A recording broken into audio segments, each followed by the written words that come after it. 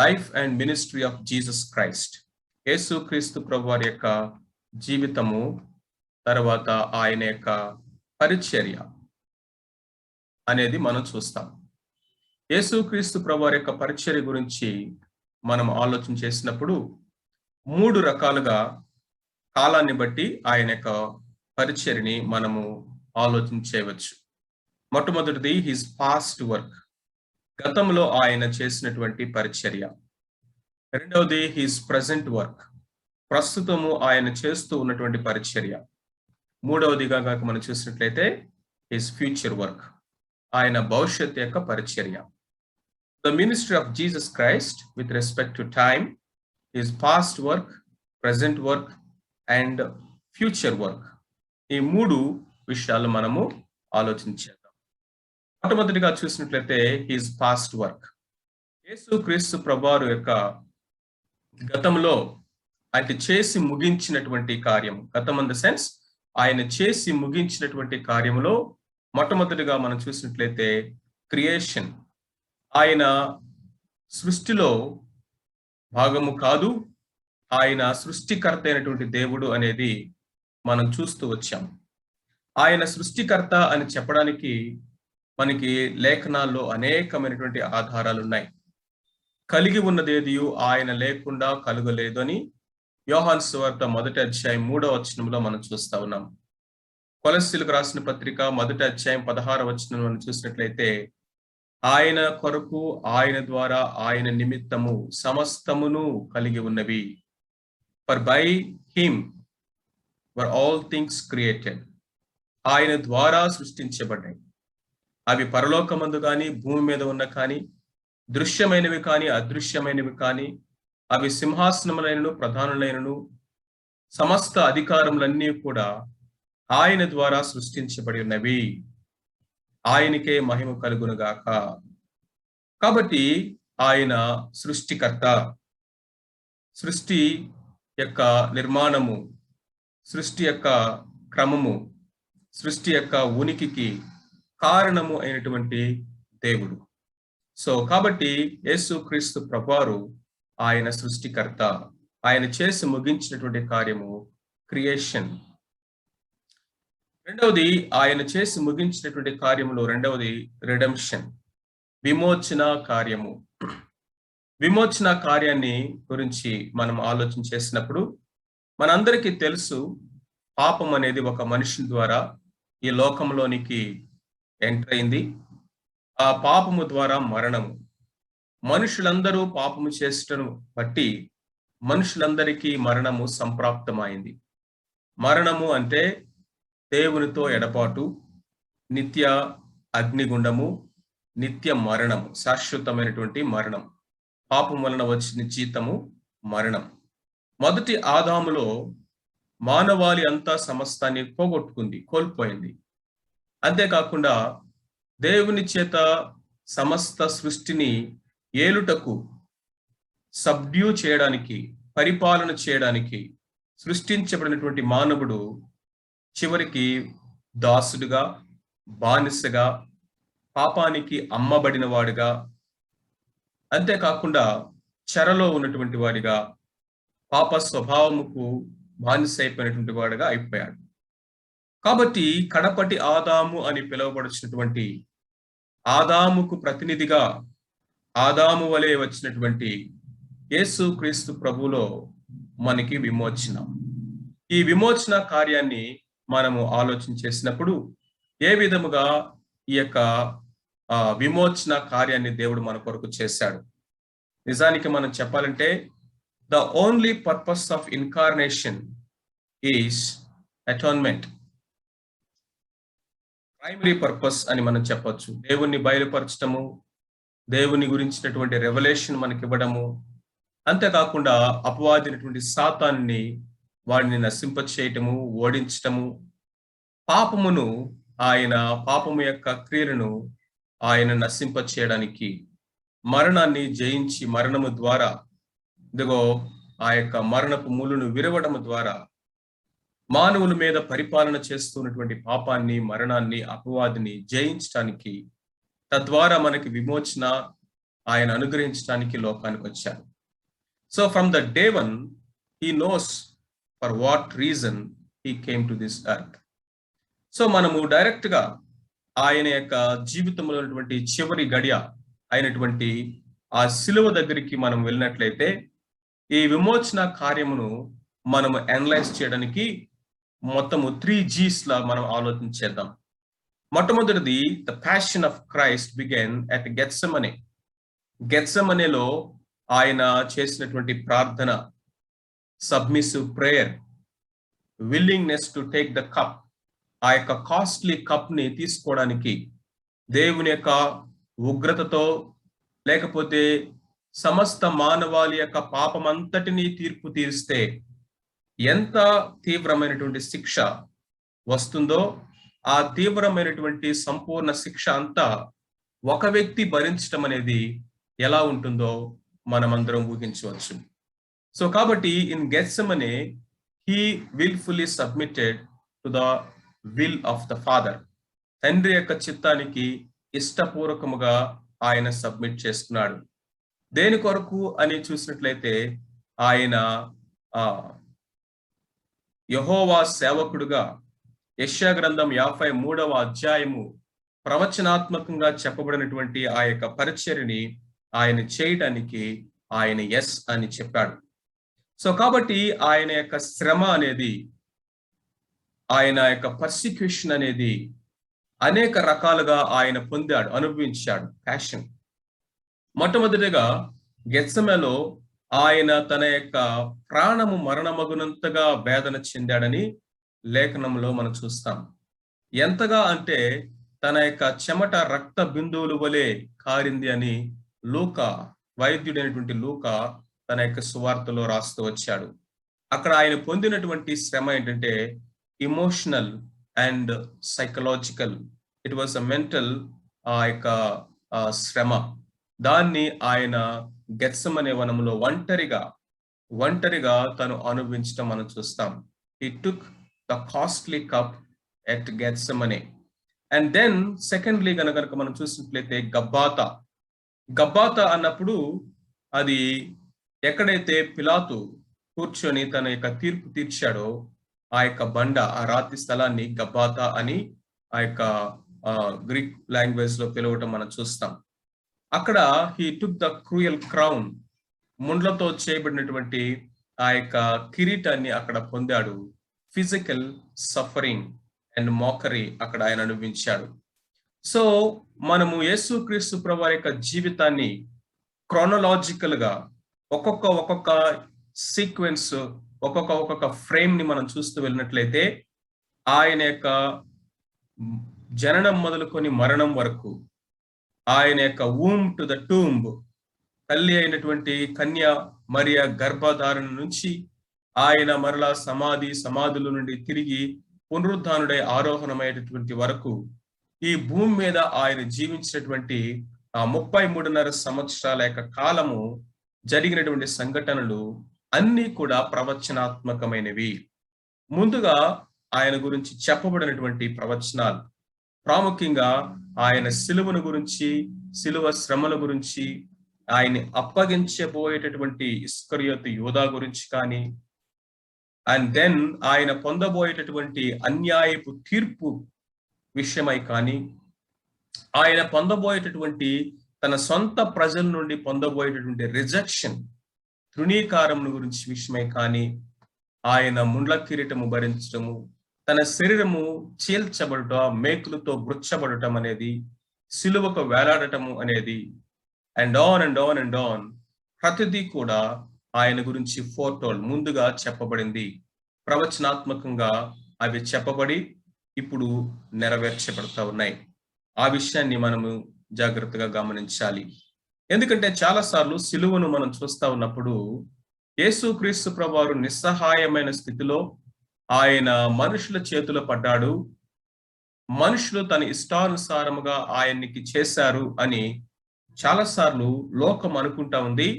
అనేక సార్లు మనం కూడా పొరపడడానికి అవకాశం ఉన్నది. లోకం ఏమనుకుంటా ఉంది అనేది మనం అంతా దాని గురించి పట్టించుకోవాల్సిన అవసరం లేదు. కానీ ఈరోజు నీవు నేను సిలువను ఎలా చూస్తా ఉన్నామనేది చాలా ప్రాముఖ్యమైనది. యేసుక్రీస్తు ప్రభువారు యోహాను సువార్త 10వ అధ్యాయంలో అంటున్నాడు, నా ప్రాణమును పెట్టుటకును దాన్ని మరలా తిరిగి తీసుకున్నట్టుకు నాకు అధికారం కలదు. I have the authority to lay down my life and to take it back. No one has taken me or my life. నా జీవితాన్ని ఎవడూ తీసుకోవట్లేదు. ఎవడో బలవంతంగా నన్ను పట్టుకొని బంధించి చంపేస్తా ఉన్నారని మీరు అనుకుంటా ఉన్నారేమో. I'm laying my life. మనుష్య కుమారుడు ఎందుకు వచ్చాడంటే అనేకులకు ప్రతిగా విమోచన క్రయధనముగా తన ప్రాణమును పెట్టుటకు ఆయన లోకానికి వచ్చాడు. So the whole purpose and machine of his coming is to లే హిస్ లైఫ్ ఫర్ మ్యాన్కైండ్. సమస్త మానవాళి కొరకు ఆయన ప్రాణాన్ని పెట్టడానికి, ఇదిగో విమోచన క్రయధనము చేయడానికే ఈ లోకానికి ఆయన వచ్చాడు. So death is not a strange thing or a sudden thing or an accidental thing in his life. కాబట్టి యేసుక్రీస్తు ప్రభువారు పొందినటువంటి అన్యాయము తీర్పు ఇక్కడ మనం చూస్తా ఉన్నాం. మొట్టమొదటిగా ఆయన పొందినటువంటి తీర్పు ఎవరెవరు ఇన్వాల్వ్ అయి ఉన్నారు ఈ యొక్క జడ్జిమెంట్ లో అని మనం చూసినట్లయితే, మొట్టమొదటిగా రిలీజియస్ లీడర్స్, మత నాయకులైనటువంటి వారు. అన్న మొట్టమొదటిగా ఆ యొక్క నిలబెట్టాడు, ప్రశ్నలు అడిగాడు. ఆ తర్వాత కైఫా, కైఫా అనేటువంటి వారు. ఆ తర్వాత ఆయన తీసుకువెళ్ళి సన్హెద్రిన్ లో నిలబెట్టారు. అండ్ ఫ్రమ్ దేర్, అక్కడి నుంచి ఆయన్ని పిలాతు దగ్గరికి తీసుకుని వెళ్ళారు. Political leaders. పిలాతు ఆయన గలిలయ వాడని తెలిసి వెంటనే ఆయన్ని హేరోదు దగ్గరికి పంపించాడు. హేరోదు ఆయన్ని అనేకమైన ప్రశ్నలు అడిగి, సూచక్రియలు అడిగి, అవహేళన చేసి ఆయన్ని మరలా తిరిగి పిలాతు దగ్గరికి పంపించాడు.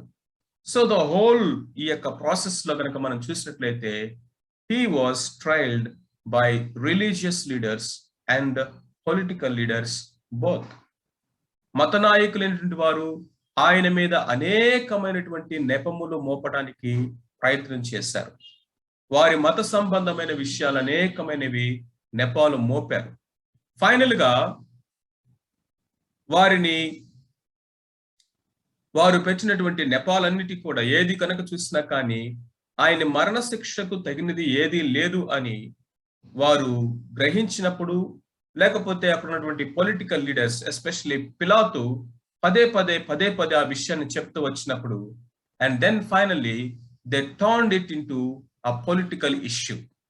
సీజర్, కైసరుకు వ్యతిరేకంగా తను నేను రాజును అని చెప్పుకుంటూ ఉన్నాడు అని ఎప్పుడైతే అది పొలిటికల్ ఇష్యూగా, ఒక ట్రీజన్ గా, ఒక దేశ ద్రోహముగా దాన్ని అభివర్ణించడానికి, చిత్రీకరించడానికి ప్రయత్నం చేశారో, ఇప్పుడు పిలాతు ఇరుక్కుపోయాడు. And that's how they cunningly are వారి యొక్క కుయుక్తులతోటి యేసుక్రీస్తు ప్రభువు మీద నానా రకమైనటువంటి నెపములు మోపి ఆయన అబద్ధమైనటువంటి తీర్పు, అన్యాయపు తీర్పు తీర్చడం మనం చూస్తాం. సో కాబట్టి ఆ religious leaders and political leaders all together involved in this judgement. And third place, మొట్టమొదటిగా గెత్సెమనే, రెండవది గబాతా, మూడవది గొల్గొతా. ఈ యొక్క గొల్గొతాలో ఆయన ఆ శపితమైనటువంటి సిలువను ఆయన తన భుజాలకు ఎత్తుకొని నడిచి అక్కడికి వెళ్ళి ఆయన సిలువ వేయబడ్డాడు. సిలువ అనేది మన యొక్క జీవితాలకు ఎలా ఆపాదించబడింది అనేది మరి ఎక్కువగా మనము రక్షణ సిద్ధాంతంలో మనము ఆలోచన చేస్తాం. ప్రాముఖ్యంగా ఇక్కడ ఒక మాట మనం చూసుకుని ముందుకు వెళ్దాం. యేసుక్రీస్తు ప్రభువారి యొక్క సిలువ అనేది సబ్స్టిట్యూషనరీ డెత్ అంటాం. సబ్స్టిట్యూషనరీ డెత్ అంటే ఒకరికి బదులుగా ఇంకొకరు తీసుకున్నటువంటి మరణం. So Jesus Christ is my substitute, your substitute, each and every humans substitute. ఆయన ఎవరైతే ఆయన నా ముందు విశ్వాసం ఉంచుతారో వారందరికీ కూడా ఆయన సబ్స్టిట్యూట్ అవుతాడు.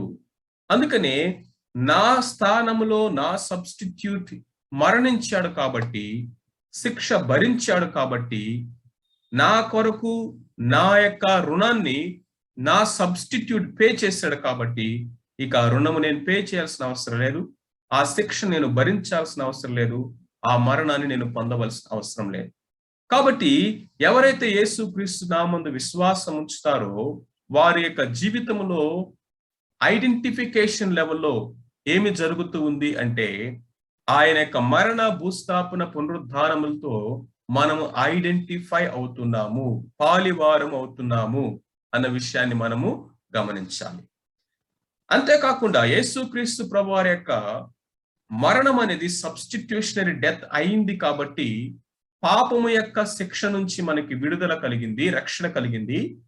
అంతేకాకుండా పాపము ఎరుగని ఆయన, ఎన్నడూ పాపము చేయనివాడు, పాపము ఎరుగునివాడు, పాపము లేనివాడు అయినటువంటి క్రీస్తు ప్రభువు మనందరి యొక్క పాపములను ఆయన మీద ఇంప్యూట్ అయినాయి, అంటే ఆయన మీదకి ఆపాదించబడినాయి. పాపములు ఆయన మీదకి ఆపాదించబడ్డాయి, ఆయన అకౌంట్ లోకి వెళ్ళిపోయినాయి మన పాపమంతా కూడా. కాబట్టి ఆయన మన కొరకు పాపముగా చేయబడ్డాడు. సో కాబట్టి ఆయన నీతి ఇప్పుడు మన అకౌంట్ లోకి ట్రాన్స్ఫర్ అయింది. చూసారా ఎంత అద్భుతమైనటువంటి సత్యం ఇది. మన పాపమేమో ఆయన అకౌంట్ లోకి వెళ్ళింది, కాబట్టి మన పాపముల కొరకు ఆయన పాపముగా చేయబడి గిల్టీగా ఆ పాపపు శిక్షను భరించినటువంటి మన సబ్స్టిట్యూట్ అయ్యాడు. రెండవది, ఆయన నీతి ఎవరైతే ఆయన నా ముందు విశ్వాసం ఉంచుతారో వారందరి యొక్క అకౌంట్ లోకి ట్రాన్స్ఫర్ అయింది. దీన్ని కూడా ఏమంటారంటే ఇంప్యూటెడ్ రైచియస్నెస్, ఆపాదించబడినటువంటి నీతి. సో ఇది ఆపాదించబడింది. ఇంప్యూటేషన్ అనేది జస్టిఫికేషన్ అయితే, ఇప్పుడు రెండవ కార్యం కూడా మనం సిలువలో చూస్తాం. అది ఏంటంటే ఇంపార్టేషన్. ఇంపార్టేషన్ అంటే మనలో ఆయన స్థాపించటము. దాన్ని ఏం జరిగింది? యేసుక్రీస్తు ప్రభువారు మన యొక్క సబ్స్టిట్యూట్ మాత్రమే కాదు, కానీ యేసుక్రీస్తు మన యొక్క రిప్రజెంటేటివ్ కూడా. అందుకనే పౌలు అంటాడు కదా, నేను క్రీస్తుతో కూడా సిలువ వేయబడి ఉన్నాను, ఇక నువ్వు జీవించేవాడును కాదు, నేను కాదు, క్రీస్తే నాలో జీవిస్తా ఉన్నాడు. అదేంటి? పౌలు యేసుక్రీస్తు ప్రభువారితో సిలువ వేయబడేటువంటి యేసు ప్రభుతోటి ఇద్దరినే కదా సిలువ వేశారు. వాళ్ళిద్దరు కూడా దొంగలే కదా, వాళ్ళిద్దరు చనిపోయారు కదా. మరి పౌలు కూడా అంటున్నాడేంటి, నేను కూడా క్రీస్తుతో పాటు సిలువ వేయబడి ఉన్నాను అని. ఆయనతో పాటు సిలువ వేయబడటం అనేది ఎలాగ జరుగుతుంది? The truth of the matter is, Jesus Christ is not only our substitute, but he is our representative also. నా యొక్క సబ్స్టిట్యూట్ చనిపోయాడు కాబట్టి నేను చనిపోవాల్సిన అవసరం లేదు, శిక్షను పొందాల్సిన అవసరం లేదు. క్రీస్తు యేసునందున్న వారికి ఏ శిక్షా విధి లేదు. దీన్ని ఏమన్నామంటే substitutionary work of Jesus Christ on the cross, which gives us the imparted or imputed righteousness. మనకు ఆపాదించబడినటువంటి నీతినిచ్చి మనను నీతిమంతులుగా తీర్చినటువంటి ప్రక్రియ ఇది. దాన్ని సబ్స్టిట్యూషనరీ వర్క్ అంటాం. రెండవది ఏంటంటే యేసుక్రీస్తు ప్రభువారు మన యొక్క రిప్రజెంటేటివ్ కూడా క్రాస్ సిలువలో. కాబట్టి నా రిప్రజెంటేటివ్ చనిపోయాడు కాబట్టి నేను చనిపోయాను. అందుకనే నా రిప్రజెంటేటివ్ ఆ యొక్క సిలువలో చనిపోవటం ద్వారా ఆయనతో పాటు నేను చనిపోయాను. ఆయన పాతి పెట్టబడినప్పుడు ఆయనతో పాటు నేను పాతి పెట్టబడ్డాను. అంతేకాదు, ఆయన సిలువలో తిరిగి లేచినప్పుడు ఆయనతో పాటు నేను తిరిగి లేచాను. This is called representative work of Jesus Christ. యేసుక్రీస్తు ప్రభువారు నా యొక్క ప్రతినిధి. అంటే అర్థం ఏంటంటే, మొన్న T20 మ్యాచ్ లో ఇండియా పాకిస్తాన్ మీద ఓడిపోయింది. ఓడిపోయినప్పుడు మనకేమి సెలబ్రేషన్స్ లేవు, అందరూ కూడా మౌనంగా ఉన్నారు, ఏమి జరగనట్లుగా ఉన్నారు. ఎందుకని? ఓడిపోయింది 11 మందే కదా, మనకెందుకు బాధ? ఎందుకంటే ఆ 11 మంది భారతదేశంలో ఉన్నటువంటి 170 కోట్ల మంది అందరికీ ప్రతినిధులు వాళ్ళు. ఒకవేళ గెలిస్తే మనం అందరం సెలబ్రేట్ చేసుకుంటాం. మొన్నే దీపావళి చేసిండేవాళ్ళు ఇండియా అంతా కూడా. ప్రతి ఒక్కరూ సెలబ్రేట్ చేసుకుంటారు. ఇండియా యొక్క రాయబారి, అమెరికా దేశంలో ఉన్నటువంటి మన యొక్క రాయబారిని ఎవరన్నా చెంప మీద కొట్టారనుకోండి, ఆ ఒక్కరికే కోపం రాదు. భారతదేశంలో ప్రతి ఒక్కరికి కోపం వస్తుంది. ప్రతి ఒక్కరు కూడా దాని విషయమై రోషం ఫీల్ అవుతారు. ఎందుకంటే అది ఇండియాలో ఉన్నటువంటి ప్రతి ఒక్కరిని నిలబెట్టి 170 కోట్ల మందిని చెంప మీద చెల్లుమని కొట్టినట్టే లెక్క. ఎందుకంటే he or she represents our country, our nation. So కాబట్టి రిప్రజెంటేటివ్ ఏమి జరిగిందో అది ప్రతి ఇండివిజువల్ కి జరిగినట్లే. యేసుక్రీస్తు ప్రభువారు కలువరి శిలువలో ఆయన పాపాన్ని, మరణాన్ని, సాతానుని, అది లోకాన్ని, సమస్తాన్ని జయించాడు. కాబట్టి నా రిప్రజెంటేటివ్ యొక్క జయము నా జయము అయింది. ఆయన మరణము నా మరణము, ఆయన యొక్క భూస్థాపన పునరుద్ధానము నాది. అంతేకాకుండా ఆయన గెలిచినటువంటి జయము కూడా మనది అయింది. దీన్ని ఏమన్నామంటే ఇంపార్టెడ్ హోలీనెస్ ఆర్ సాంక్టిఫికేషన్. ఆయన మన యొక్క జీవితంలో పరిశుద్ధతను ఆపాదించాడు, లేకపోతే పరిశుద్ధతను మనలో స్థాపించాడు ఆయన. సో ఈ రెండు క్రియలని మనం చాలా జాగ్రత్తగా ఇక్కడ జస్ట్ ఆన్ పాసింగ్ జ్ఞాపకం చేసుకుందాం. రక్షణ సిద్ధాంతంలో మరి ఎక్కువగా ఈ రెండింటి విషయమై మనం ధ్యానించాలి. ఎందుకంటే ఈ రెండింటి మీద ఆధారం చేసుకునే the entire doctrine of salvation ఆధారపడి ఉంటూ ఉంది. కాబట్టి యేసుక్రీస్తు ప్రభువారు మన యొక్క చేసి ముగించినటువంటి కార్యములో రెండవది ఏంటంటే రిడెంప్షన్. ఆయన మనకు విమోచకుడయ్యాడు. And then glory. దీంట్లో నాలుగోదిగా కనుక మనం చూసినట్లయితే ద కోరనేషన్ ఆఫ్ క్రైస్ట్ ఆర్ ఆయన యొక్క జయము గురించి మనము చూస్తాం. ఆయన కేవలం శిలువ మీద చనిపోవటం మాత్రమే కాదు, సమాధిలో పెట్టబడటమే కాదు, ఆయన తిరిగి లేచాడు. తిరిగి లేచాడు అంటానికి కొన్ని రుజువులు, లేకపోతే ఆయన యొక్క పునరుద్ధానం మీద ఉన్నటువంటి కొన్ని రాంగ్ ఆ యొక్క అపోహలు మనం చూస్తాం. రుజువుల్ని మనం మీ ముందు ప్రతిపాదించాలని ఆశపడుతున్నాను. అంతేకాకుండా ఈ రిజరక్షన్ అనేటువంటి యొక్క సత్యము క్రైస్తవ విశ్వాసానికి చాలా ప్రాముఖ్యమైనది. ఒక శరీరం అంతటికి గుండెకాయ అనేది ఎలాంటిదో క్రైస్తవ సిద్ధాంతాలన్నిటిలో పునరుద్ధానము అనేది, పునరుద్ధాన సత్యము అనేది అంత ప్రాముఖ్యమైనది.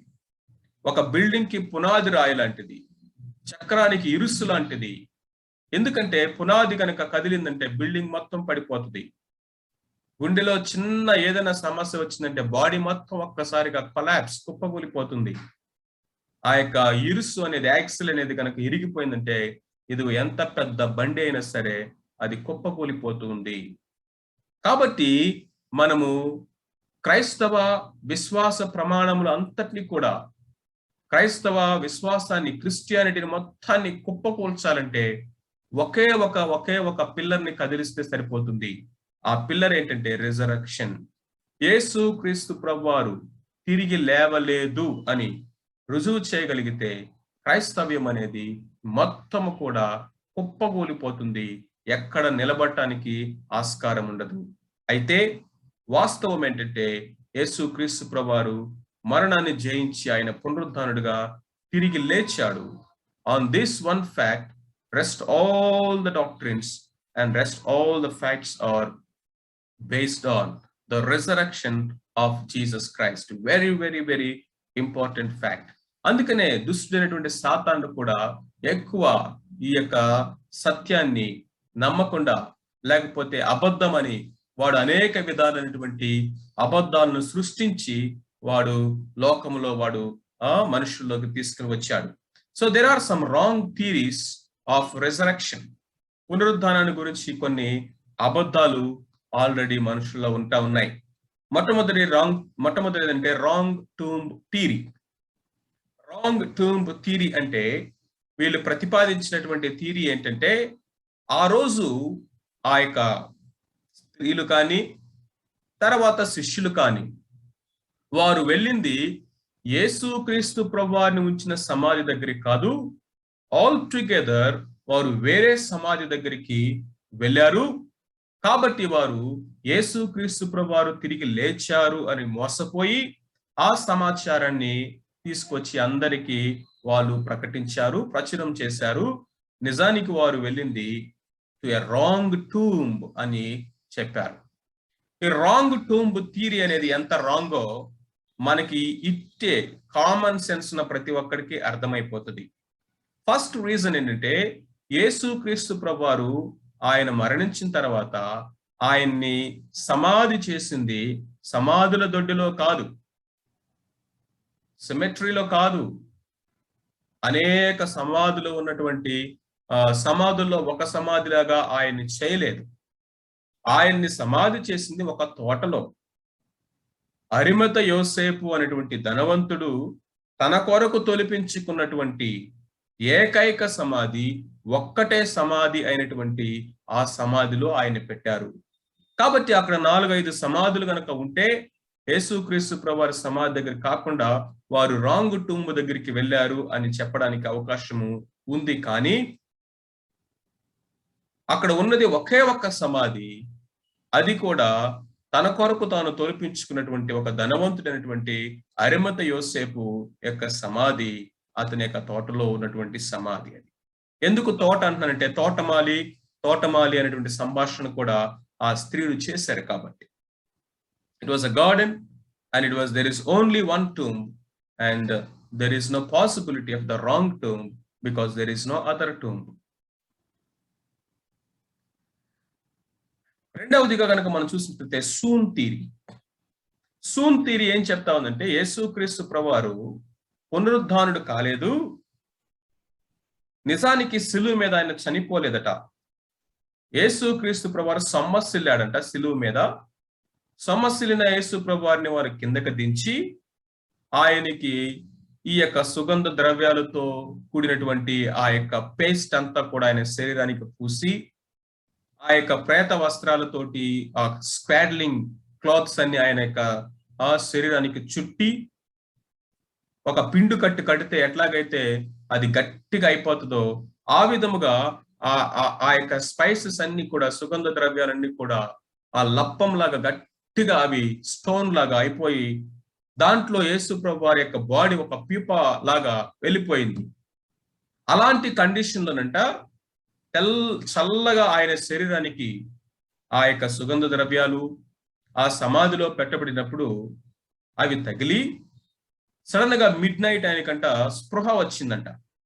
స్పృహ వచ్చినటువంటి యేసు ప్రభువారు ఏం చేశారంటే ఆ బట్టలన్నీ చించుకొని ఆ బట్టలన్నీ తీసి ఆ పక్కన పెట్టి, నేను తిరిగి లేచాను అంటానికి ఒక రాంగ్ ఎవిడెన్సెస్ ఇవ్వాలి అన్న రాంగ్ ఉద్దేశంతో ఆ బట్టలు అక్కడ పక్కన పెట్టి లేచి ఆయన ఆ దగ్గర 2 టన్నుల బరువు ఉండేటటువంటి ఆ యొక్క రాయిని లోపల నుంచి ఆయన దొర్లించుకొని బయటకు వచ్చేసి శిష్యులు కనపడి, నేను వెళ్ళిపోతా ఉన్నాను ఎవరికి కనపడకుండా, మీరైతే మాత్రం నేను తిరిగి లేచాను, పునరుద్ధానుడయ్యాను అని లోకమంతా మీరు ప్రకటన చేయండి అని చెప్పి ఆయన ఎటో పారిపోయాడు అని ఒక సూన్ థియరీని ప్రతిపాదించారు. చూడండి ఎంత అబాసుపాలైపోయేటటువంటి సిద్ధాంతాలని ప్రతిపాదించారో, వాటిని ఎంత గుడ్డిగా లోకము నమ్ముతా ఉందో. యేసుక్రీస్తు ప్రభువారు సిలువ మీద అసలు చనిపోలేదు, మూర్ఛిల్లిపోయారు, సొమ్మసిల్లిపోయేటటువంటి వాడి యొక్క ఆ యొక్క హృదయంలో నుంచి, గుండెకాయలో నుంచి రక్తము నీరు వేరువేరుగా వస్తుందా అండి? బల్యముతో ఒక్క పోటు పొడిస్తే సొమ్మసిల్లిన వాడు ఉలిక్కిపడి లేవడా? సొమ్మసిల్లిన స్టేట్ లోనే ఉంటాడా? బ్రతికున్నటువంటి వారి యొక్క గుండెకాయ కొట్టుకుంటూనే ఉంటుంది కదా. ఆ పెరికార్డియం అనేటువంటి ఆ యొక్క సంచి లాంటిది కూడా పియర్స్ అయిపోయి గుండెలో ఉన్నటువంటి రక్తము అప్పటికే గడ్డగట్టిపోయింది.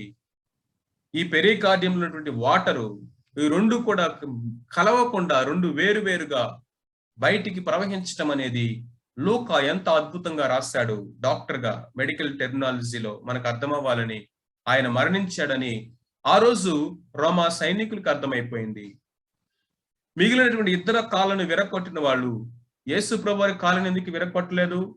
త్వరగా చనిపోవాలంటే విరగొట్టాల్సింది కదా. అప్పటికే క్రీస్తు ప్రభువు చనిపోయాడంటానికి అనేకమైనటువంటి ఆధారాలు అక్కడ ఉన్నాయి. ఒకవేళ మూర్ఛపోయిన వాడినే తీసుకెళ్లి సమాధిలో పెట్టారనుకోండి, అంత విలువైనటువంటి, అంత బరువైనటువంటి అన్ని కిలోల స్పైసెస్ తోటి ఆయన శరీరం అంతా చుట్టేస్తే అప్పటికే ఒకవేళ బ్రతికున్నా కానీ చచ్చిపోతాడు కదండి. ఒకవేళ బ్రతికున్నటువంటి ఆయన ఆ యొక్క అవుట్ ఆఫ్ ఆల్ ఇంపాసిబిలిటీస్ ఆ యొక్క వస్త్రాలన్నీ కూడా చీల్చేసుకొని ఆ గట్టిగా రాయిలాగా ఉండేటటువంటి ఆ కవర్ను కూడా ఛేదించేసుకొని పైన లేచాడు అనుకోండి, ఆల్మోస్ట్ 39 ఇనప మొల్ల కొరడా దెబ్బలు, శరీరం అంతా గాయాలు, శిలువ మీద 6 గంటల సేపు హ్యాంగ్ అయిపోయి రక్తం అంతా కారి కారి కారి కారి కారి కారి చనిపోయినటువంటి వ్యక్తి బలం తెచ్చుకొని 2 టన్నుల బరువుని ఆయన త్రోస్తాడండి.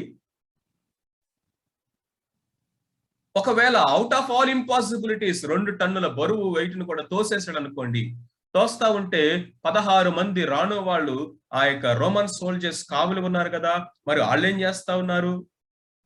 రాయిని తోస్తా ఉంటే, శబ్దం వస్తా ఉంటే, ఆయన బయటకు వస్తా ఉంటే, సూన్ థియరీ మూర్ఛపోయాడు అని చెప్తా ఉంది. మూడవ థియరీ ఏంటంటే స్టోలెన్ బాడీ థియరీ. యేసుక్రీస్తు ప్రభువారి యొక్క శరీరాన్ని ఆ శిష్యులు అపహరించేశారు. బైబిల్లో కూడా ఉన్నటువంటి ఈ యొక్క విషయం ఇది. యేసుక్రీస్తు ప్రభువారు తిరిగి లేచారు అని వాళ్ళు వచ్చి చెప్తే వాళ్ళకు డబ్బులిచ్చి, మరి ఎదురు డబ్బులిచ్చి, మీరు వెళ్ళి లోకంలో ఈ యొక్క అబద్ధాన్ని ప్రచురం చేయండి, మేమందరం నిద్రపోతా ఉన్నాము. నిద్రపోతా ఉంటే శిష్యులు వచ్చి ఆయన యొక్క శరీరాన్ని ఎత్తుకుని పోయారు. ఆయన శరీరాన్ని ఎత్తుకుని పోయి ఆయన లేచాడు అని ఆ లోకంలో వాళ్ళు వెళ్ళి చాటింపు వేస్తా ఉన్నారు. ఇదిగో అని మీరు వెళ్ళి చెప్పండి.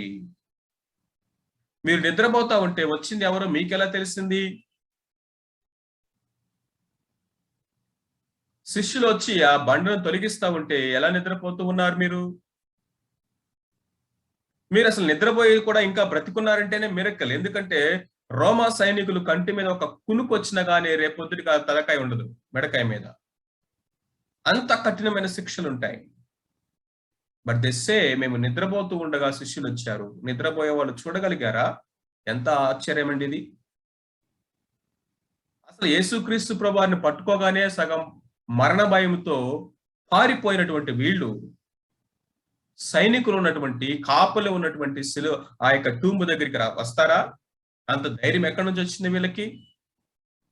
యేసుక్రీస్తు ప్రభువారు తిరిగి లేచాడు అని స్త్రీలు వచ్చి చెప్తే నేను నమ్మని వాళ్ళు, ప్రభువారు లేచిన తర్వాత 3-4 సార్లు వాళ్ళకి కనబడినా కానీ నమ్మలేనటువంటి వాళ్ళు, అలాంటి భయంకరమైనటువంటి భయముతో, పిరికితనముతో ఉన్నటువంటి మరణ భయములో ఉన్నవారు సమాధిని ఛేదించి, ఆ యొక్క సైన్యాన్ని ఛేదించి ఆయన శరీరాన్ని తీసుకుని వెళ్ళిపోయేటటువంటి ధైర్యము వీళ్ళకున్నదా?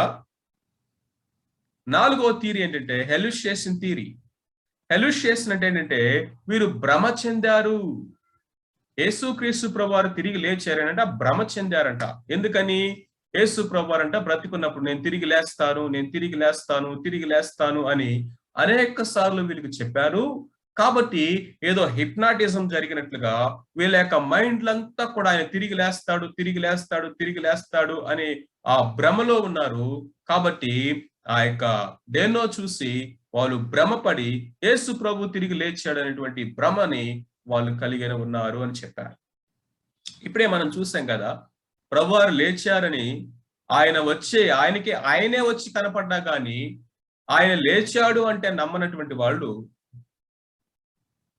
ఆయన లేస్తాడు లేస్తాడు లేస్తాడు అనేటువంటి ఆలోచనలో ఉన్నారా? లేకపోతే ఆయన ఇక అయిపోయింది, ఇంతటితో స్టోరీ ఖతమైపోయింది అనేటువంటి మైండ్ సెట్ లో ఉన్నారా?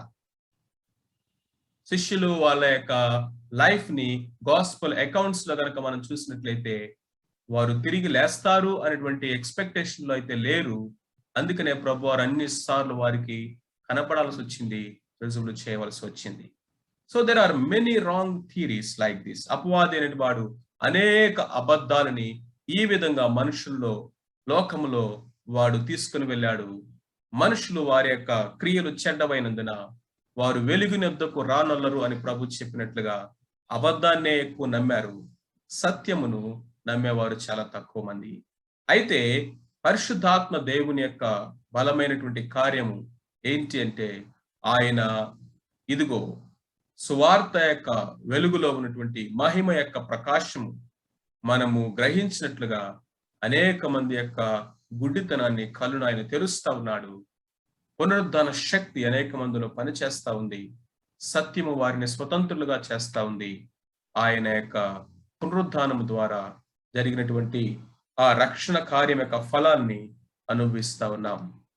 సో ద రిజరక్షన్ ఫ్యాక్ట్స్ అనేవి మనము లేకపోతే రిజరక్షన్ లో ఉన్నటువంటి అసత్యాలు అనేవి మనం చూస్తాం. అసలు పర్పస్ ఏంటి, ఎందుకు పునరుద్ధానం అనేది ఇంత ప్రాముఖ్యమైనది? మొట్టమొదటి, పునరుద్ధానం ఎందుకు ఇంత ప్రాముఖ్యమైనదంటే, యేసు క్రీస్తు ప్రభువారు తను ఏమై ఉన్నాడు అని క్లెయిమ్ చేసుకున్నాడో ఆ క్లెయిమ్స్ అన్ని వాస్తవమా కాదా అనేది డిసైడ్ చేసే one and only decision factor అంటే పునరుద్ధానము, resurrection. Resurrection decides his claims of divinity. ఆయన దేవుని కుమారుడని, ఆయన దేవుని యొద్ద నుండి వచ్చిన వాడని, ఆయన దైవము అని తాను గురించి ఆయన చెప్పుకున్నటువంటి ప్రతి క్లెయిమ్, అది దేని ద్వారా, యాసిడ్ టెస్ట్ ఏంటి దానికి, అది వాస్తవమా కాదంటానికి రిజరక్షన్, పునరుద్ధానము. యేసు క్రీస్తు ప్రభువారు తిరిగి లేవకపోతే దైవత్వము గురించి ఆయన చేసిన క్లెయిమ్స్ అన్ని అబద్ధమే. యేసు క్రీస్తు ప్రభువారు తిరిగి లేకపోతే రెండవది ఆయన ప్యూరిటీ, ఆయన యొక్క పరిశుద్ధత గురించి ఆయన చేసినంత అబద్ధమే. ఎందుకని? పునరుద్ధానం అనేది ఏమి తెలియచేస్తుందంటే ఆయన పాపరహితుడు. పాపములో ఉన్నవాడు ఎవడు కూడా మరణాన్ని జయించలేడు. ఎందుకంటే మరణము వాడి మీద ఏలుబడి చేస్తూ ఉంటుంది, పరిపాలన చేస్తూ ఉంటుంది. యేసు క్రీస్తు ప్రభుని మరణ పాశములు బంధించి ఉంచలేకపోయినాయి. ఎందుకంటే ఆయనలో పాపము లేదు, పాపరహితుడు ఆయన. కాబట్టి రిజరక్షన్ అనేది దేనికి ప్రూఫ్ అంటే ఆయన యొక్క పవిత్రతకి, అంతేకాకుండా అథారిటీ, ఆయన సర్వాధికారము, ఆయన రాజుగా వచ్చి లోకమంతటికి తీర్పు తీర్చడానికి, ఆయన లోకమంతటిని రాజ్య పరిపాలన చేయడానికి, పాపములను క్షమించటానికి కూడా అధికారం అనేది యేసుక్రీస్తు ప్రభువారికి ఏ విధంగా వస్తుందంటే ఆయన మరణమును జయించి తిరిగి లేవడం ద్వారానే. So the resurrection proves his divinity, his purity and his authority. Such important thing it is. పునరుద్ధానం ఎంత ప్రాముఖ్యమైనదో చూడండి. Everything converges at one point in Christian faith. That central focal point is resurrection, పునరుద్ధానము. అంతేకాకుండా పునరుద్ధానము అనేది it's a seal of our justification. రోమీయులకు రాసిన పత్రిక 4వ అధ్యాయము 25వ వచనం చాలా ప్రాముఖ్యమైనటువంటి వచనం ఇది. ఈ యొక్క వచనాన్ని ఒకసారి మనం చూద్దాం. రోమీయులకు రాసిన పత్రిక 4వ అధ్యాయము 25వ వచనాన్ని చదువుతున్నాను. ఆయన మన అపరాధముల నిమిత్తం అప్పగింపబడి మనము నీతిమంతులుగా తీర్చబడుటకై లేపబడెను. కాబట్టి the seal or the completion, perfection of justification దేని వలన సాధ్యమైందంటే ఆయన యొక్క పునరుద్ధానము ద్వారా. సో కాబట్టి ఆయన మన అపరాధముల నిమిత్తమై ఆయన అప్పగించబడి, అంటే మరణించి పాతి పెట్టబడి మనము నీతిమంతులుగా తీర్చబడుటకై ఆయన తిరిగి లేచెను. తిరిగి లేచిన ప్రభువుకు మాత్రమే మనల్ని నీతిమంతులుగా తీర్చే అధికారము ఉంటుంది. So it's a seal of our justification. Not only that, it is a hope of our future. మన యొక్క నిత్యత్వానికి నిరీక్షణ అనేది దేని మీద ఆధారపడిందంటే యేసు క్రీస్తు ప్రభువారి యొక్క పునరుద్ధానం మీద. ఆయన తిరిగి లేవడం ద్వారా ఆయన యందు విశ్వాసం ఉంచినటువంటి వారు కూడా తిరిగి లేస్తారు అంటానికి ఆధారము. మృతుల్లో నుంచి ఆది సంభూతుడిగా ఆయన లేచిన వాడు. పునరుద్ధానము, జీవము నేనే. నా యందు విశ్వాసం ఉంచిన వాడు చనిపోయినను బ్రతుకును, బ్రతికి నా యందు విశ్వాసం ఉంచిన వాడు ఎన్నటికి చనిపోడు. కాబట్టి ఆ మృతుల పునరుద్ధానానికి ఆధారం అనేది, నిరీక్షణ అనేది ఆయన పునరుద్ధానము. అంతేకాకుండా ఆ మరణం అనేది మనుషులందరిని ఏలుతూ ఉన్నప్పుడు మరణములో సహితము మనకి నిరీక్షణ అనేది, లేకపోతే ఆదరణ, కంఫర్ట్ అనేది దేనిని బట్టి? యేసు క్రీస్తు ప్రభువారి యొక్క పునరుద్ధానము ద్వారా మృతులైన వారందరూ తిరిగి లేస్తారు, వారిని మనం కలుసుకుంటాము. ఈ మాటలతో మీరు ఒకరినొకరు ఆదరించుకోండి అంటా ఉన్నారు. అందుకనే కొరింథీయులకు రాసిన మొదటి పత్రిక 15వ అధ్యాయంలో పౌలు రాస్తా ఉన్నటువంటి మాటలు చాలా చాలా చాలా ప్రాముఖ్యమైనవి. If Christ is not risen, Yesu Kristu ప్రభువారు కనుక తిరిగి లేవకపోతే, మృతుల పునరుద్ధానం అనేది కనుక లేకపోయినట్లయితే సువార్త ప్రకటన వ్యర్థము, మన విశ్వాసం వ్యర్థము, ఇంకను మనం పాపములోనే ఉన్నట్లే, పాపములో మనం నశించిపోయిన వారం అవుతాము. అంతేకాకుండా మనం ఈ లోకంలో మనకంటే అబద్ధ సాక్షులు ఈ భూమి మీద ఇంకెవరు ఉండరు. అంతేకాకుండా మనకి నిరీక్షణ లేదు. ఈ యొక్క మరణము తర్వాత ఎట్టి నిరీక్షణ లేని వారం అవుతాము. అయితే గుడ్ న్యూస్ ఏంటంటే, praise be to God and glory to God, Christ he's risen. క్రీస్తు ప్రభు మృతుల్లో నుంచి తిరిగి లేచాడు. లేచాడంటానికి ఎన్నో రుజువులు అక్కడే చెప్పాడు.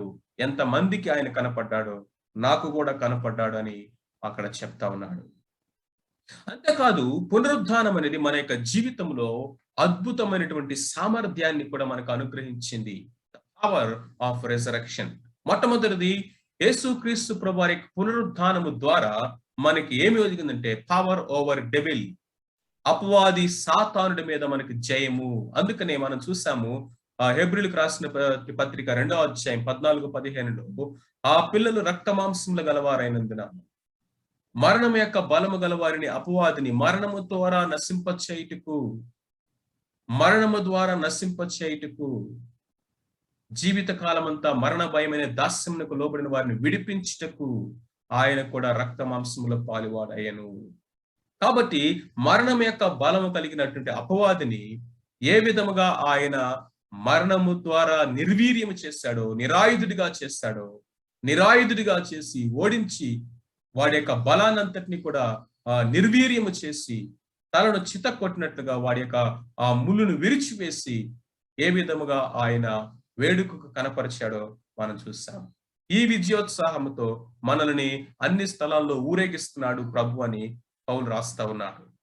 కాబట్టి it is power over devil. అంతేకాకుండా పవర్ ఓవర్ డెత్. ఓ మరణమా నీ ముల్లెక్కడా, ఓ మరణమా నీ విజయం ఎక్కడా అని విజయ గీతము ఈరోజు నీవు నేను పాడగలుగుతాము.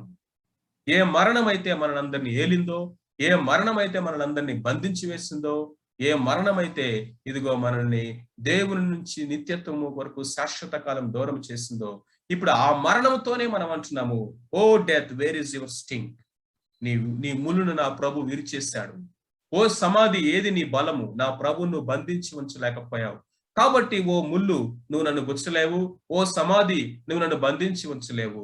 నా ప్రభు ఎలాగ జయించాడో నేను కూడా జయిస్తాను. ఇది జయ గీతము, విజయ గీతము. ఓ మరణమా నీ ముల్లెక్కడ. ఎలా సాధ్యమైంది? ఎలాగంటే it is a power of resurrection. అందుకని ఇంగ్లీష్ లో ఒక మంచి పాట ఉంటుంది, no fear in death, no sting of sin, no power of hell, in Christ alone my hope is found. కాబట్టి యేసుక్రీస్తు ప్రభువారు పునరుద్ధానుడైనటువంటి రోజు ఏంటంటే the day death died. That is the day of resurrection.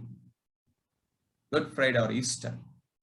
మరణము మరణించినటువంటి రోజు, మరణించిన రోజు, మరణము ఓడిపోయిన రోజు, తలదించుకున్నటువంటి రోజు. అంతేకాకుండా పవర్ ఓవర్ డిఫీటెడ్ లైఫ్. మన యొక్క జీవితంలో పాపముల చేత మనము జయింపబడుతూ, అంటే పాపానికి బానిస అయిపోయి ఓడిపోయినటువంటి జీవితంలో ఉన్నటువంటి మనకి జయ జీవితం ఎలాగంటే ద పవర్ ఆఫ్ రిజరక్షన్. పునరుద్ధాన శక్తి మనకి ఏమిస్తా ఉందంటే పాపం మీద జయాన్ని ఇస్తా ఉంది. ఇక దాస్యం అనే కాడి కింద లేము, కాడి మ్రానును ఆయన విరగకొట్టాడు, దాస్యపు శృంఖలాన్ని తెంచివేశాడు, పలుపు తాళను తెంచివేశాడు, స్వతంత్రులుగా చేశాడు. ఇట్టి స్వాతంత్ర్యము కలిగిన మనము స్వతంత్రులుగా జీవించుతాము. దాస్యం అనే కాడి కిందికి మరలా మీరు వెళ్ళొద్దు అని గలతీ పత్రికలో పౌలు రాయటం మనము చూస్తాము. కాబట్టి no defeated life, power over sin, power over self, power over the world. This is the power of resurrection imputed or imparted by the Holy Spirit God. Not only that, power over discouragements. చూడండి శిష్యులు ఎంత discouraged గా ఉన్నారో. ఆ అమ్మాయి గ్రామంలో వెళ్ళేటువంటి వారితోటి ప్రభువు మాట్లాడినప్పుడు వారి హృదయముల మండిని వెంటనే తిరిగి వాళ్ళు వచ్చేసారు. శిష్యులకు చెప్పారు, ప్రభు మరలా వారికి కనపడ్డారు. భయపడిన వారు, పిరికి వారుగా ఉన్నవారు, పారిపోదాం అనుకున్నటువంటి వారు ఇప్పుడు మరణానికి సైతము తెగించి వారు రొమ్ము విరిచి నిలబడి దేవుని యొక్క రాజ్య సువార్తని ధైర్యముగా ప్రకటించగలిగినటువంటి వారయ్యారు. వారి యొక్క డిస్కరేజ్మెంట్ అంతా పోయింది. సో నీ జీవితంలో, నా జీవితంలో సో ఆ యొక్క స్టేట్ ఆఫ్ డిస్కరేజ్మెంట్స్, ఆ వ్యాలీ లైఫ్ గుండా మనం వెళ్తా ఉన్నప్పుడు ఇదిగో పునరుద్ధాన శక్తి ఏ విధంగా మనల్ని బలపరుస్తా ఉందో మనం ప్రతిరోజు అనుభవించాలి. And finally power over doubt. తామా అంటున్నాడు కదా, ఆయన యొక్క చేతి గాయాల్లో వేలు పెట్టి చూసి, ఆయన ప్రక్కలో చేయి పెట్టి చూస్తే తప్ప, ఆయన గాయాలను తాకితే తప్ప నేను నమ్మను అంటున్నాడు. ప్రభు అన్నాడు, అవిశ్వాసివి కాక విశ్వాసివి కమ్ము. తామా రా, వచ్చి నా యొక్క ప్రక్కలో చేయి పెట్టు, నా గాయాల్లో వేలు పెట్టి చూడు అన్నాడు. అండ్ దట్ రియల్లీ ఎప్పుడైతే ప్రభు యొక్క పునరుద్ధానం యొక్క అపియరెన్స్ అనేది, ఆ పునరుద్ధాన శక్తి అనేది థోమా యొక్క జీవితాన్ని, బ్రతుకును అద్భుతంగా మార్చివేసింది. ఇక డౌట్ లేదు, మన భారతదేశానికి వచ్చి హతసాక్షి అయిపోయాడు. ప్రపంచ నలుమూలలకు వెళ్ళిపోయారు శిష్యులు, అపోస్తలులు. కారణం ఏంటి అంటే పునరుద్ధాన శక్తి. తలుపులు మూసుకొని కూర్చున్న వాళ్ళు ప్రపంచం యొక్క సువార్త తలుపులు తెరిచేశారు. The doors of evangelism to the whole world, to the uttermost parts of the earth. పేతురు, ఇదిగో తాళపు చెవి నీకు ఇచ్చేస్తాను, ఓపెన్ ద డోర్స్ అన్నాడు. అంతే. ఎలాగా వెళ్ళాడు చేపలు పట్టుకోబోతున్నాడు వెళ్ళినటువంటి పేతురు, దుడుకు పేతురు, నేను నమ్మనంటే నమ్మనటువంటి తోమా, ఏ విధంగా వీరు ఆ ప్రపంచానికి వెళ్ళిపోయారు, భూదిగంతాలకి వెళ్ళిపోయారు. సువార్త శక్తి వారి జీవితాన్ని ఎంతగా మార్చింది. సో యేసుక్రీస్తు ప్రభువు తిరిగి లేచాడు అంటానికి డైరెక్ట్ ఎవిడెన్సెస్ ఏంటంటే ఓపెన్ టూమ్. ఆయన మగ్దలేని మరియకు కనపడ్డాడు. మగ్దలేని మరియ తర్వాత కొంతమంది స్త్రీలకు ఆయన కనపడ్డాడు. పేతురుకు ఆయన కనపడ్డాడు. ఎమ్మాయి మార్గంలో వెళ్తున్నటువంటి శిష్యులకు ఆయన కనపడ్డాడు. 10 మంది శిష్యులు ఉన్నప్పుడు, తోమా లేనప్పుడు ఆయన కనపడ్డాడు. తోమా కూడా ఉన్నప్పుడు 11 మంది శిష్యులు ఉన్నప్పుడు ఆయన కనపడ్డాడు. ఆ యొక్క గలిలయ సముద్రం దగ్గర చేపల పట్టడానికి మేము పోదు అన్నటువంటి ఆ 7 శిష్యులకి ఆయన కనపడ్డాడు. ఆ తర్వాత గ్రేట్ కమిషన్, భూదిగంతాలకు వెళ్ళమని ఆయన ఇచ్చినటువంటి గ్రేట్ కమిషన్ ఇస్తున్నప్పుడు అపోస్తులందరితో ఆయన మాట్లాడాడు. అంతేకాకుండా ఆయన పరలోకానికి ఆరోహణం అవుతూ ఉన్నప్పుడు అక్కడ అనేక మంది ఆ గలిలయ వాసులందరూ ఉన్నారు. అంతకుముందు 500 మందికి కనపడ్డాడు, శిష్యులకు కనపడ్డాడు, యేసుక్రీస్తు ప్రభువు యొక్క సహోదరులకి కనపడ్డాడు. అండ్ దెన్ ఆఫ్టర్ రిజరెక్షన్ ఆ యొక్క దమస్కు మార్గంలో పౌలుకి ఆయన కనపడ్డాడు. పునరుద్ధానుడైనటువంటి క్రీస్తు ప్రభువుకి డైరెక్ట్ ఎవిడెన్సెస్ మనం చూస్తా ఉన్నాం. ఇండైరెక్ట్ ఎవిడెన్సెస్ ఏంటి? యేసుక్రీస్తు ప్రభువు తిరిగి లేచాడంటానికి ఏంటంటే the transformed lives of the disciples.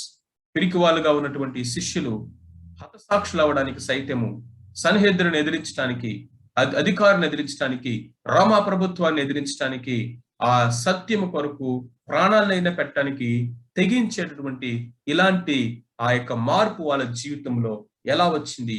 ఒకవేళ అది అబద్ధమైతే, అబద్ధం కోసం ఎంతమంది చనిపోతారా? ఎంతమంది ప్రాణం పెడతారా? ఇలాంటి ధైర్య సాహసాలను చూపిస్తారా? అంతేకాకుండా అపోస్తలుల యొక్క బోధలో ఉన్నటువంటి ముఖ్య థీమ్ ఏంటంటే రిజరెక్షన్. పునరుద్ధానైన క్రీస్తును తప్ప మరి నేను ఎవరిని ఎరగను అంటున్నాడు పౌలు. పునరుద్ధానము, ఇదిగో మీరు జీవాధిపతిని చంపితిరి కానీ దేవుడు ఆయన మృతుల్లో నుంచి లేపాడు, దానికి మేము సాక్షులము. From the first sermon onwards till the last breath of their lives, what was the theme of their sermon message అంటే the resurrection of Jesus Christ. యేసు క్రీస్తు ప్రభువు యొక్క పునరుద్ధానం లేకపోతే మెసేజ్ లేదు. మెసేజ్కి వెన్నెముక ఆయన పునరుద్ధానము. అంతేకాకుండా శిష్యులు సోల్జర్స్ ఇచ్చినటువంటి టెస్టిమనీ, ఆయన తిరిగి లేచాడు అని వెళ్ళి వాళ్ళు చెప్తే మేము నిద్రపోతున్నాం అని చెప్పమని దాన్ని మ్యానిపులేట్ చేయటం అనేది మనము సువార్తలో చూస్తాము. ఆదిమ సంఘం యొక్క ఉనికి అనేదే యేసు ప్రభు తిరిగి లేచాడంటానికి ఆధారము. నా సంఘమును నేను కట్టుదను. పౌలు యొక్క కన్వర్షన్, యేసు క్రీస్తు ప్రభు యొక్క బ్రదర్స్ యొక్క కన్వర్షన్, ఇది పునరుద్ధాన శక్తి. యేసు ప్రభు యొక్క బ్రదర్స్ యూదా కానీ యాకోబు కానీ మిగిలిన వారు ఆయన నమ్మలేదు. కానీ ఆయన పునరుద్ధానుడైన తర్వాత యాకోబుకు ప్రత్యేకంగా కనపడ్డాడని కొరింథీయులకు రాసిన పత్రిక 15వ అధ్యాయంలో పౌలు రాస్తా ఉన్నాడు. సో కాబట్టి the resurrection is only change their lifes, and not only ఆ యొక్క పౌలు యొక్క జీవితానికి కూడా. అంతేకాకుండా అంతకుముందు సబాదు దినముగా ఉన్నటువంటి యొక్క సాటర్డే, ఆ తర్వాత డే ఆఫ్ వర్షిప్ గా సండే మార్చబడడానికి కూడా కారణం ఏంటంటే that is the day of resurrection.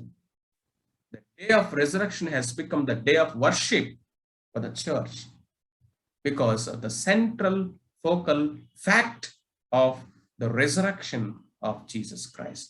So కాబట్టి the conclusion here is he is risen. మృతుల్లో మీరు ఎందుకు ఆయన వెతుకుతున్నారు? ఆయన ఇక్కడ లేడు, ఆయన లేచి ఉన్నాడు. ముందుగా మీతో చెప్పినట్లుగా ఆయన లేచాడు. he is risen. ఆయన తిరిగి లేచాడు. This is a shout of victory, a shout of jubilation, and it is a shout of hope and glory for every child of God.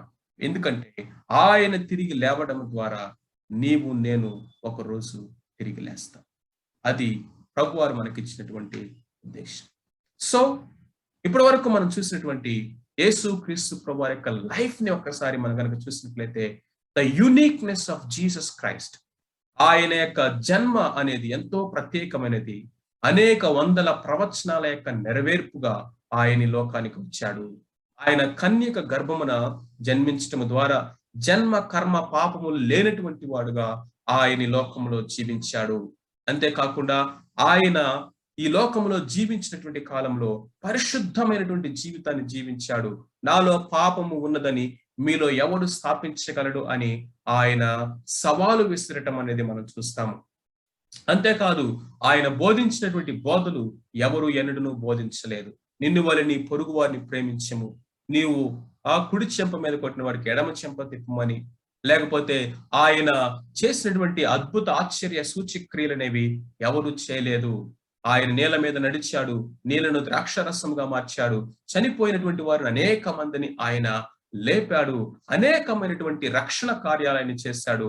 ఎంతో భయంకరమైనటువంటి పాపములో మునిగినటువంటి వారిని ఆయన రక్షించి పరిశుద్ధమైనటువంటి జీవితాలకి ఆయన వారిని నడిపించటం అనేది మనము చూస్తాము. అంతేకాకుండా ఆయన వంటి అన్యాయపు తీర్పు ఎవరూ పొందలేదు ఈ లోకములో. ఈయనలో ఏ పాపము లేదు, ఈయన సిలువ వేయండి ఆయనకు అన్యాయపు తీర్పు, ఆయన పొందినటువంటి సిలువ వేదన, ఆ సిలువ మరణము ఎవరు ఎన్నడూ పొందలేదు. ఆ సిలువ మరణం యొక్క తీవ్రతను ఎక్స్ప్రెస్ చేయడానికే ఇంగ్లీష్ లో ఎక్స్క్రూషియేటింగ్ పెయిన్ అనేటువంటి ఆ మాటని వాడటం అనేది మనము చూస్తాము. అంతేకాకుండా ఆయన పాతి పెట్టబడి 3వ దినమున తిరిగి లేచాడు. మరణమును జయించి తిరిగి లేచినటువంటి క్రీస్తు ప్రభువును పోలిన వారు ఎవరు లేరు. కాబట్టి he is unique in everything. Now ఆయన యొక్క ఎసెన్షన్, ఆయన యొక్క ఆరోహణం అనేది మనం చూసినప్పుడు, ఎందుకు ఆయన యొక్క ఆరోహణం అనేది అంత ప్రాముఖ్యమైనది అని కనుక మనం చూసినట్లయితే, మృతుల్లో నుంచి ఆయన ప్రథమ ఫలముగా ఆది సంభూతుడిగా ఆయన లేచి, ఆయన ఏ యొక్క మహిమనైతే పక్కన పెట్టి వచ్చాడో తిరిగి మరలా అదే మహిమను ఆయన పొందుకున్నాడు. ఏ స్థానాన్ని అయితే ఆయన పక్కన పెట్టి వచ్చాడో తిరిగి మరలా అదే స్థానాన్ని, అదే స్థితిని ఆయన పొందుకున్నాడు. అందుకనే ఆయన 17వ అధ్యాయం యోహాను సువార్తలో తండ్రికి ప్రార్థన చేస్తుంటాడు, ఇదిగో ఆది నుండి నీ యొద్ద నాకు ఎట్టి మహిమ ఉన్నదో అట్టి మహిమతో నన్ను మరలా మహిమపరచుము అని ప్రభువు చేసిన ప్రార్థన మనం చూస్తాము. కాబట్టి ఆయన హెచ్చింపుకు, ఆయన ఎగ్జాల్టేషన్ కి, ఆయన గ్లోరిఫికేషన్ కి, ఆయన తిరిగి మరలా పరలోకములో ఆయన యొక్క నిత్యత్వమైనటువంటి ఆ మహిమ స్థితిని పొందుకోవడానికి అసెన్షన్ అనేది ఖచ్చితమైనటువంటి ప్రక్రియ. ఏదో సడన్ గా ఆయన డిజపియర్ అవ్వలేదు. అందరూ చూస్తూ ఉండగానే ఆయన ఆ గ్రాడ్యువల్ గా ఆకాశానికి ఎత్తబడుట, ఆ తర్వాత మేఘము ఆయన్ని కొనిపోవటం అనేది మనం చూస్తాము. ఆయన పరలోకానికి ఆరోహణమైతే తప్ప మనకి పరిశుద్ధాత్మ దేవుడు పంపబడడు. కాబట్టి ఆయన వారిని విడిచి మరణమును జయించి తండ్రి యొద్దకు వెళ్ళటం అనేది ఎంతో అవసరము, అది అగత్యము. ఎందుకంటే మనలో నిత్యము ఉండడానికి ఆదరణకర్త పెరాక్లాట్ అయినటువంటి పరిశుద్ధాత్ముడిని ఆయన పంపించడానికి ఆయన ఆరోహణమై వెళ్ళాడు. అంతేకాకుండా మన కొరకు నివాసాలను సిద్ధపరచడానికి ఆయన ఆరోహణమై వెళ్ళాడు. ఆయన యొక్క ఆరోహణం అనేది ఎందుకంత ప్రాముఖ్యమైనదంటే, ఆయన మహిమ శరీరముతో తిరిగి ఆయన తండ్రి యొద్దకు వెళ్ళకపోయినట్లయితే ఆయన తిరిగి సంఘము కొరకు రావడం అనేది సాధ్యము కాదు. కాబట్టి ఎసెన్షన్ అనేది ఏమి మనం సూచిస్తా ఉందంటే, ఆయన ఏ విధముగా అయితే పరలోకానికి ఆరోహణమై వెళ్ళాడో అలాంటి మహిమ శరీరంతో మనము కూడా ఒకనొక రోజున ఆయన్ని ముఖాముఖిగా చూడటానికి, కలుసుకోవడానికి మేఘముల మీద కలుసుకుంటాము. ఇది మన యొక్క నిరీక్షణ. ఇప్పటి వరకు మనం చూసింది ఏంటంటే, the past work of Jesus Christ ఏంటనేది మనం చూసాం. చేసి ముగించినటువంటి కార్యము. Now the present work of Jesus Christ ఏంటి? యేసు క్రీస్తు ప్రభువారు ఇప్పుడు ఆయన చేస్తూ ఉన్నటువంటి పని ఏంటి? పరలోకమందు ఆరోహణమైనటువంటి ఆ ప్రభు ఏం చేస్తా ఉన్నాడంటే, మొట్టమొదటిగా ఆయన తన సంఘాన్ని కడుతూ ఉన్నాడు.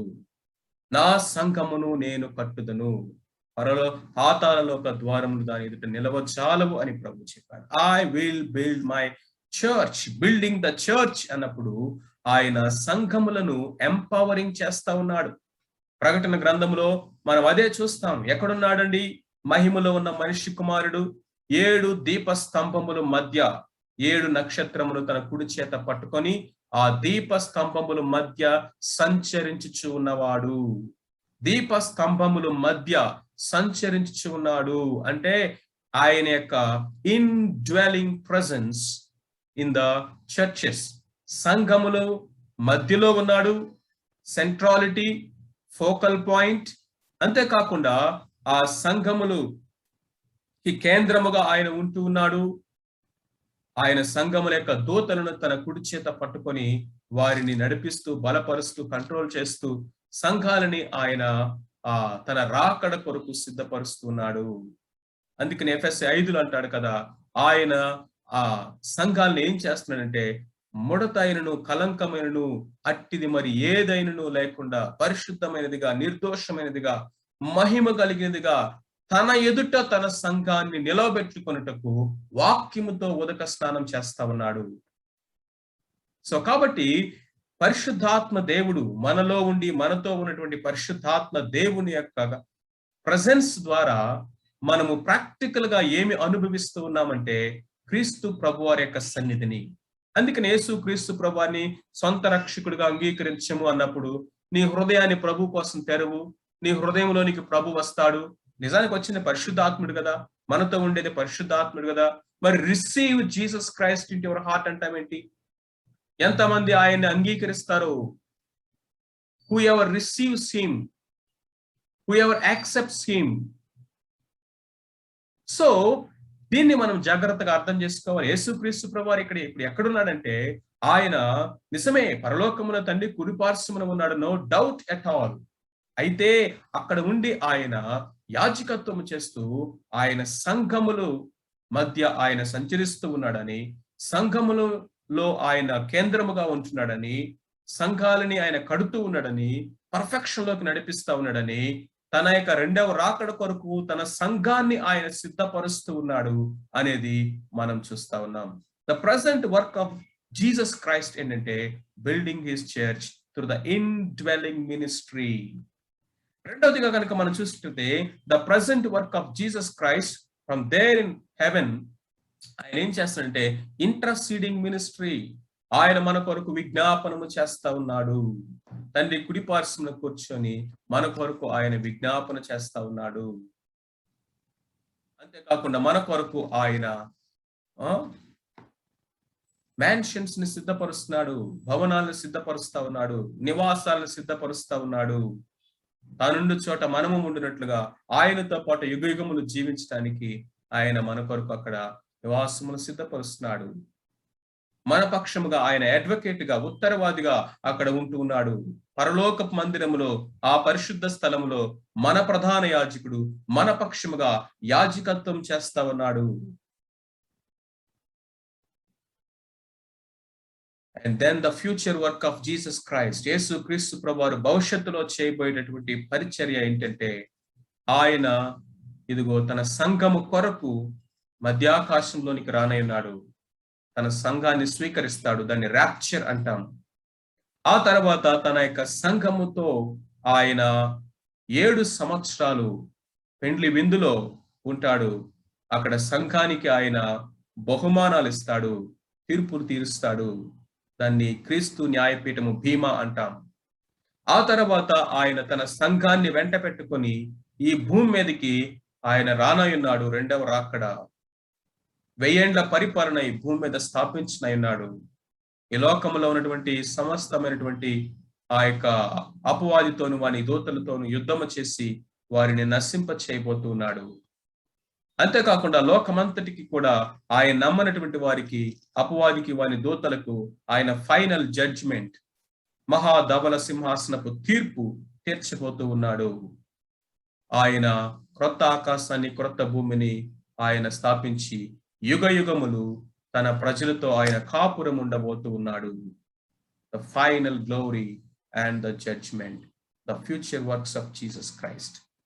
సో ఇవన్నీ నేను ఇక్కడ వివరించట్లేదు, ఎందుకంటే మనము సెకండ్ కమింగ్ లేకపోతే ఎస్కటాలజీ గురించి మరలా సపరేట్ గా మనం ధ్యానించుకుంటాం. కాబట్టి in just passing I'm remembering.